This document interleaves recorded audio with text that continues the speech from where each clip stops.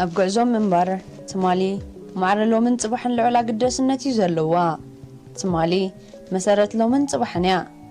أب تمالي استجمر قعزيو حيلون تدلاديلون لو من صباحن كأتصل زخل سلازي إذا تمالي كل جزء بخبرو التحزي زلوا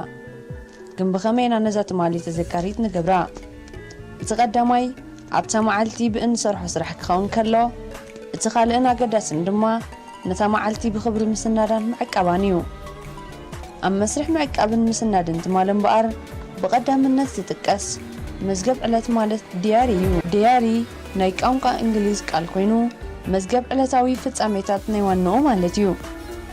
مزجب علت مالت عبيوت أزيوم أقدستي فتساميتاتن سمعيتاتن اتسندلو مالتيو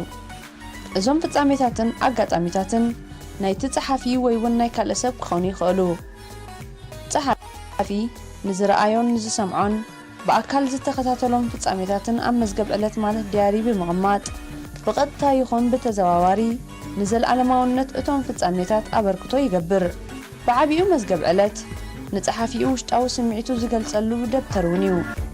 قدم زمن قدم لدته كريستوس مالت وقعوي فيدلات قدم مبعبالهم سبات نعلتاو من نوابرؤمن أب هيوتهم فلي سمعيتات نزفترلهم نجراتن أب زتفلالي أخوحن بعنتيتي استسرح انتيتاتن يوقروني سنورن نيرام إذا مالت نتناي شعوز نبرخونتات من نوابرو معبالتاتن زتفلالي مهزوتاتن أب جزئيو سنورون نيرام بزي كازي زتفلالي ملأختاتن حبريتاتن بملكع سئلي يغن صحف كابنا بيسدون يقبلون نيرام كابزيك زي جميرهم سوات نمعالتاوين اتفتاتهم زخرام سمعيتاتهم بزتفلالي من قدي سندلو أمتاتو هجنتاي ولا دياري الصحف الله وي نخمس صحف الله إلى ما يجمروا اتفتامي كمزقب كمزلو يردونا ناب مجمار صحفات ولا من قدم صحفات استفلالي ملكة اسم النيري جن زيادة مس ممصا مقلقال صحفت تي صحفتك اب ግብጽ ጀሚሮ ሁላና هم ፈልጦ እቶም ንጉሳውያን ቤተሰብ ነተፍጻመታት ነቲ ምሕደራ ንውሳኔ ወይ ንመልእኽቲ ዝምልከት መዝገብ ሕዝን እዮም ምስናይ ዕለቱ ገለ ማለት ሕጂ እዙይን ከም መልክዕ ዲያሪ ትደብዳበስ እንካ ከምዚ ሰደልካ ኣለኹም እዚ መልእኽቲ ተይ ኣብታ ዕለት ዝተጻሕፈ ስለዝኾነ መልእኽቲ ስለዘሎ እዚ ከም ዲያር ንሓስቦ ስለዚ ካብ ግብጽ ጀሚሩ ዝብል እሙንተለን መስገብ ዕለት ካብ ካልእ ጽሑፋት ኣዝዩ ፍልይ ዝበለ ስርዓትን ቅርጽን ኣጸሓሕፋ ዘለዎ ደብተር እዩ ኣብ ዝበዝሕ ሸነኹ ድማ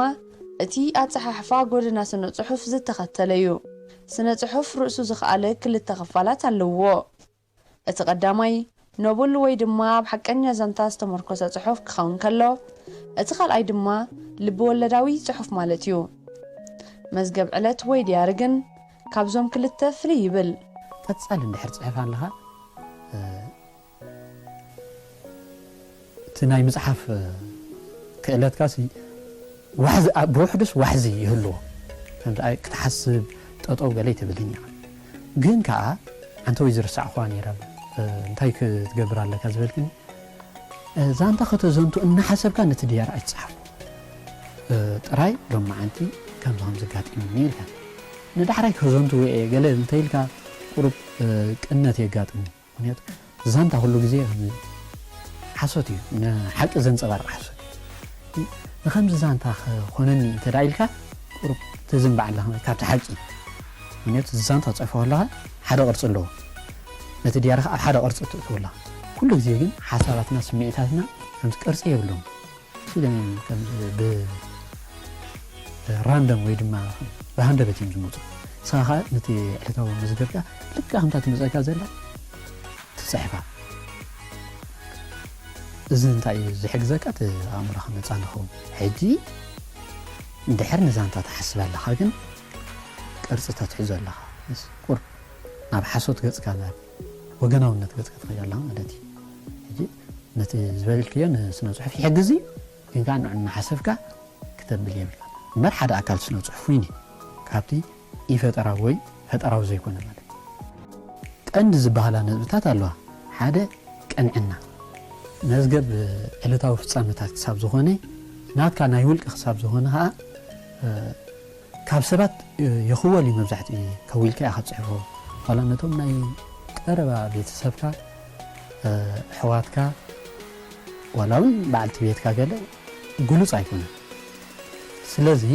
ቅንዕና ክህልወካ ኣሎ ከምኡ ዘግብረካ ምኽንያት ከዓኒ ካብ ነፍስኻ ነቲ ሓቂ ንኽተውፅኦ እቲ ኣብ ውሽጢኻ ዘዕገርግር ወይ ዘናውፀካ ነገር ከተስተንፍሶ ስለ ትደሊ ከተስተንፍሶ ከለኻ ንሰብ ትነግሮ ኣሎ ካብ ኩሉ ሰብ ካ ትሓብሩ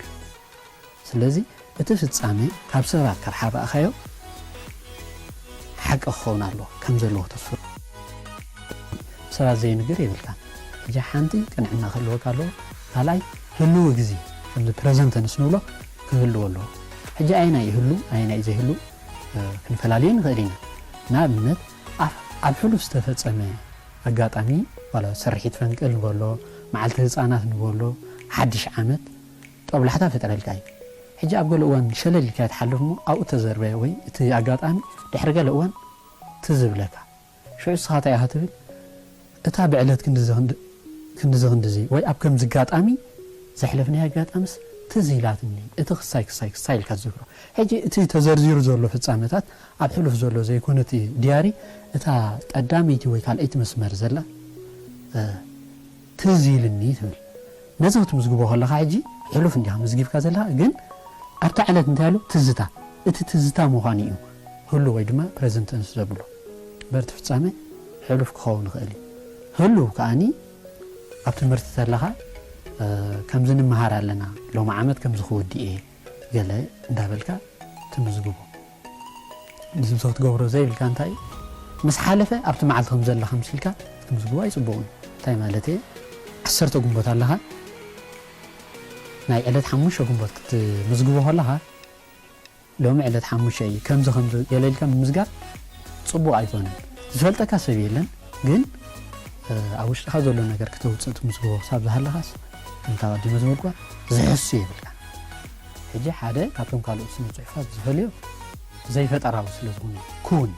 ሳስ ፈጢርካ ከምዚ ክኸውን ኣይትብልኛ ሓቀኛ ምዃን ከዓ ከምዚ ንብሎ ፀናሕና ምስጢራውነት ኣሎ ህሉ ፕሬዘንተንስ ኣብ መዝገብ ዕለት ዝፀሓፉ ነገራት ኣብ ሓቂ ዝተመርኮሱ ፍጻሜታት ሓቀኛ ውሽጣዊ ስምዒታትን ዝተፈላለዩ ኣደነቕትን ኣገረምትን ኣጋጣሚታት እዮም መዝገብ ዕለት ዘለዎ ወይ ዝጥቀም ሰብ እንተወሓደ ምስ ነፍሱ ብግልጽነት ዝዘራረብ ሰብ እናተባህለ እዩ ዝጽዋዕ ምክንያቱ መዝገብ ዕለት ናቱ ናይ በይኑ ዝኾነ ሰብ ዘየንብበሉ ምስጢራቱ ዝዕቀበሉ ስለ ዝኾነ ፍጻሜ ዝምዝገብ ዝብል እሙንተለን ምክንያት እንታይ ኣብታ መዓልቲ ዘጋጠመካ ኢኻ ትፅሕፎ ደቂስካ ውዒልካ ደቂስካ ክትሓልም ውዒልካ ብዛዕባ እቲ ሕልምኻ ከምዚ ሓሊሙ ኩሉ ይምዝገብ እዩ ገለ ሰባት ከዓ እንታይ ይገብሩ ፍሉይ ኣጋጣሚ ዝኾነ ይምዝግብዎ ማለት እዩ ሕጂ እቶም ፍሉያት ዝኾነ ሰብ እዩ ዝምዝግቦ እቲ ዲያሪስት ዝበሃል ግን ዝኾነ ፍጻሜ በቃ ዋላ ተራ ፍጻሜ ይምዝገብ መዓልታዊ ፍጻሜ ኣገዳስነትን ጥቕምን መዝገብ ዕለት ክንዝርዝሮ ብዙሕ ግዜ እኳ ዝወስድ እንተኾነ ነዚ ዝፅሕፍ ከምኡውን ዓርኪ ብምዃን ብዘይስክፍታት ዝድለዮ ምስጢር ኮነ ሓሳባት ክስንደሉ ይኽእል ንመዓልታዊ ንጥፈታቱን ውልቃዊ ድሌታቱን ፍጻሜታትን ተመሊሱ ክዝክሮ ካብኡ ክመሃር ተመክሮ ክቐስምን ይኽእል መዝገብ ዕለት ንዋንኡ ብሰላ ህይወት ብምዃን መጻኢ ህይወት ክገብሮ ዘለዎ ለውጥታት ከእንፍትን ይኽእል ሓደ ካብቲ ንዕርክነት ሰባትን መዝገብ ዕለትን ዘሐየለ ኩርናዕ ኣብ ውሽጢ መዝገብ ዕለት ዝደለኻዮ ሓበሬታ ታሪኽ ዝኽሪ ስምዒትን ንሓንጠጥካ ስቕ ኢሉ ዝሰምዕን ከም ኣእምሮኻ ንኹሉ ነገራትካ ሰቲሩ ዝሕዝን ምዃኑ እዩ ካብዚ ብዝተፈለየ ከዓ መዝገብ ዕለት ዝተፈላለዩ ዓበይቲ ኣጀንዳታትን ጉዳያትን ኣብ ግዜኦም ክትግብሮም ከም ዘለካ የዘኻኽርን ናይ ምጽሓፍን ሓሳባት ናይ ምፍጣር ክእለትካን የማዕብልን እቲ ናቱ ቫሊ ቀሊል ኣይኮነን ከም ስኢልካ ትፍጽሞ أنا هم زكبر يقولي منن أزي أقداسي نتي تاريخ وسنة يعجزك تموكر هذا أو مكا نفسها كتنص يعجزك نخفت من الطعام مالتي نتي كنت استنكفنا يوم نتسنو صحفين صبوي تأماني خو مالتي جابت ديار السفر كانت على ملكات تأماني متالو نبينو من حتى مصحف وين حتى حدا بتوفطرنا سبان تاعنا صني له سمع الناس ندلي مثل خمس خوينا وكم خمس خجبري ولا نتخد جورو زد لخص كسمعوا خاطر دلي هابونا ابو صني له سمع كسب تدلي كم زخاي قارص مالك سبات تم فلايتم مغربنا صني له مسلمين ورقتك زياده يسمي ايزارم لقى سيلك الزار حجزي ولا سنه فلطتني اتاكا تايبلو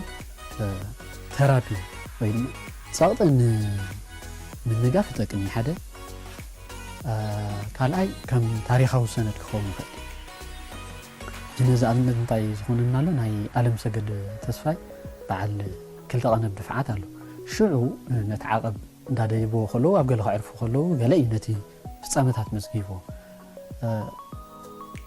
هي تي ابت غزيه تزنبره منسي كما يمثل زياده خبو نمار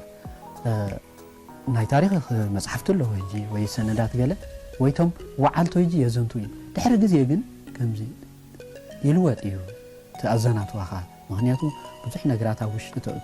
ترسعو خما وقال غاطام يجي مذكراتك كنصل قال تبلم كم زخن يزغي قال نخص خرخبيه نيري دي قال تبلم غاطام اذا اجي انا خابتي قرب وان فوتو حصير عمتات حساب يجي كابسوساتات زقادة زنبرسات ماشين تعتمد سبعان ناي علة عسرت حد وحموشة انتاي يراخ دولو كين اتمذكر تصحفو مسلم بابا تفتصامة يخزنو مانا تخزين صنحي يرأى حج انتاي نتي تاريخه سنة تخوني بزحت ناي تاريخ مصحفتها وهم يأمن زدالو مس كانت حدا مذكرو ولا بدا ناي مودعتا مصحفنا يعلم سجد كفدرشن كساب غوبات الله كسو كم زيبل هبي ابتعلتو على متى يغبرلهم كله مس نغرو زمزغبلو اجمعي كم رخيبيس كم زخمصام زيلن تمعلت يجي تمعلتن علتنا يتقسن ين ابتمعت سبحالو يغلصل ማለት እንጂ ታሪካው አገዳስነት አለው تي أموروين صوت يناقفيو كمثال سايكا تموكرو أبتي تاي أبتي معلتو مزقب كل ولا دقيق من مزقب أقدس يزبلو دحر أوان تريو دا عينة بيوتا اللي فعلها ولا دحر عامة دحر قال كميل كمزل خيال لها تفلت مالي مهنيا معلتو تغيد كاتما توزق تملس تغيد كم أنت داوينا شن كمان يرمك دحري ورحي قالوا تريها الناس تي حدا عينت نقرا سقب بزر انت ويني كبايدي سقب ويس كابتي خال سلمت حدا عينت سقب برالو مانيت على تونصرالو تي غزي خيدالو بخونت خيدالو مان حدا عينت تقبل تريها سلازي نفسك غام من يحجزك كم عبسم تداخلك نعمت مرحت هاجرات باليوم كم بيت صحفي دايما وصلنا جي كم العلام سوبر باورز وين يسمعوا مسوراتات مريحين قالوا كله ግን ተማዓልታው ህይወቶም ዝመዝገቡ አንተ ትሪያ ለከይ በቃ ሁስም ሰረፍ ምስ حريقه باقي ለለ ኣብቲ ዳሕራይ ዘመኑ ኣብቲ ላዕሊ ቦቶም ስለጽሐ ግን ከምዚ ለባ መስለካ ከምዚ ንሕና ንሓርኮስ ጸላዕላ ሳቢሎን ነይሩ ከምኡ ተዝብሎስ ቀደም ወደቀ ኣብ ከምዛ ይንበጽሐን ትብል ግን ሰባት መኻኖም ኣይተርፍኒ ሕጂ ናቶም ተመክሮ ተወስድ ሰባት ከዓ ካባኻ ተመክሮ ወስዱ ንኹላቀስ ከም ተመክሮ ሆነ ከኛ ብዙሕ ሰብ ጻሕፍቲ ጥራይ መዝገብ ዕለት ክሕዙ ዘለዎም ይመስሎ እንተኾነ እቲ ክጽሕፍ ዝኽእል ዘበለ ኩሉ መዝገብ ዕለት ክሕዝ ኣለዎ እቲ ኣብ ቦታ ንግዲ ዝውዕል ሸቃጢ መካይን ክዓርዝ ዝውዕል ሞያተኛ ኣብ ቤት ጽሕፈት ዝውዕል ሰራሕተኛ መንግስቲ ኣብ ዶባት ዝርከብ ወታደር ምስ ሕማማትን ክገጥም ዝውዕል ሓኪም ኮታስ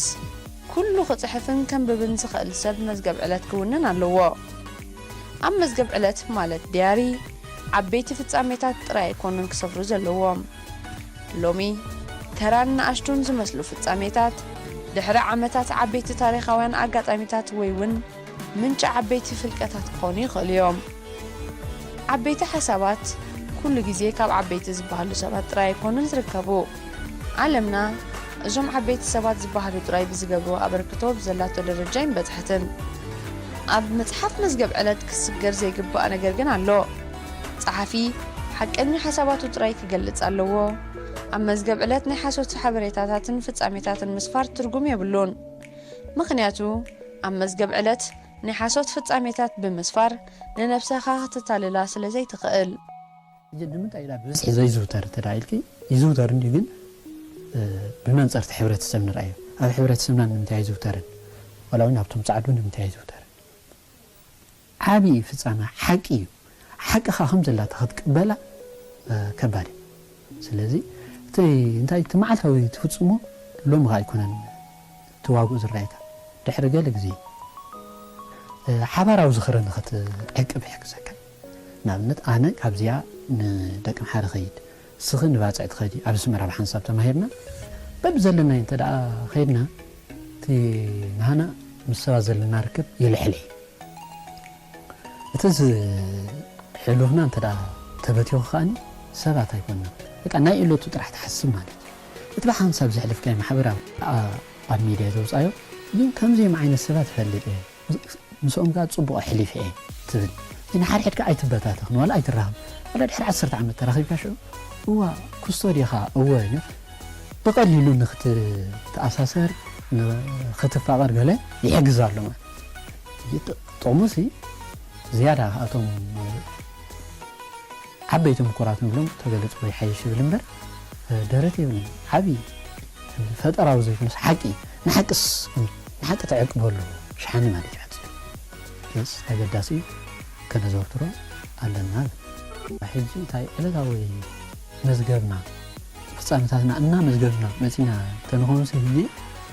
ታሪክ ምጽሓፍ ኣሸጋሪ ኣይምኾነ ኣለዉ ንፉዓት ኣለዉ ዝምዝግቡ ገና ዘይተጻሕፈ ኣሎ ግን ነቲ ታሪክ ይሕግዘካ ናይቲ ሓደ ኣምፂኢኻ እቲ ታሪኻዊ ሓቀሲ ከመይ ከም ዝነበረ ትፈልጦ مش كم ظهرنا بلا ጸንሐና ኣብ ሰዓት እንድሕር ተመዝጊባ ናይ ኩሉ ሰብ እሲ ማለት እቲ ዘኽሪ ካልእ ቅንዕናኻ ምስ ነፍስኻ እንተ ዳ ቁኑዕ ኮይንካ ምስ ሰባት ቁኑዕ ክትከውን ኣይፀግም ምስ ነፍስኻ ቁኑዕ ከይኮንካ ግን ምስ ካልኦት ቁኑዕ ክትከውን ኣይትኽእልን እዚ ኸ እቲ ቁኑዕነትካ ንምንታይ ዝሕግዘ كوفت من بها العالم زي ولوسي ولا طبعا نبرة هلونا قال جنا بوزح قدياتنا عندنا العالم بحر لنا زي كم كإلا زلوا كابيا هالجمر بس نفس خاق ونعمل كابيا جمر سلزي تمزجات بس نفس خاق لك 5 سنين لكاي نزازي ديارين ترى هنا بقى جلاد سايسي كاب قشن شخن قال السمعوا هو حق أرديار السفر يعبي مخنياتو السم سراس اللي زخونو ويدوم بسلكا ويقزم اسركا بلو تداريخا سميتاتك خايتين كفي ورغت كن بقسيل كامتا تمسلك تمسلك أبدياري مالت مزقب علات كتمال أزقب بأنبار مجمرتا قد مزخونا نقر متحفكا علاتن ورحن عامة مهرتن كتمزقب يقبا كتسلكا أرست قدايكا مالت كتصحفلو زدرخكا فتصامي ويكونتات تقلت حقني حساباتكا أبتي مزقب مساسفركا أمود أتا صحف زازم كالو ساعتن دقيقا بمزرزر نتي صحف بقتا مزازمي تقبرلو